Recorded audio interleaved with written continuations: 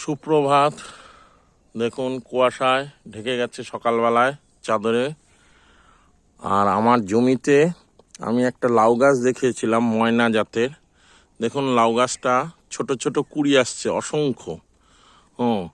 এই এবং কিরম ছোট ছোট গুটি ধরেছে। এই দেখুন, এই দেখুন, এই দেখুন, এই দেখুন, অল্প একটা জায়গায় ওই দেখুন ছোট, এই দেখুন, এবং এই দেখুন ছোট গুটি ধরেছে, আরও অসংখ্য গুটি ধরেছে, ঝুলছে। এই যে পাতার মধ্যে মধ্যে আছে, এই যে। এবং এইটা দেখুন সব থেকে বড় লাউ হয়েছে, ময়না জাতের লাউ। এটা অন্তত 3 কিলো ওজন হবে লাউটার। এবং এই লাউটা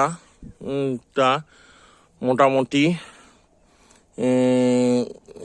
গাছগুলো একটুখানি রোগ লেগেছিল, মাঝখানে পোকার আক্রমণ হয়েছিল, একতারা এবং রোগার দেওয়া হয়েছিল।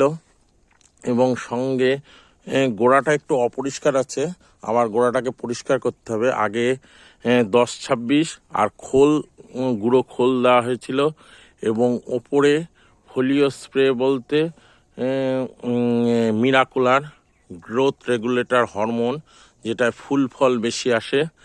এবং সঙ্গে হিউমিক অ্যাসিড, যাতে শিকড় ছাড়ে তার জন্য দেওয়া হয়েছিল, মাটির খাবারটা যাতে নিতে পারে এর জন্য দেওয়া হয়েছে।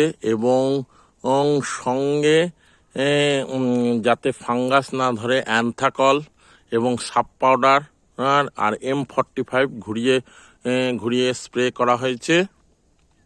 এবং সঙ্গে সঙ্গে গাছগুলোর জন্য এরপরে এই লাউগুলো একটু 2-1টা ব্যাকা হচ্ছে, এর জন্য একটা অনুখাদ্য স্প্রে করা হবে, মগমিন।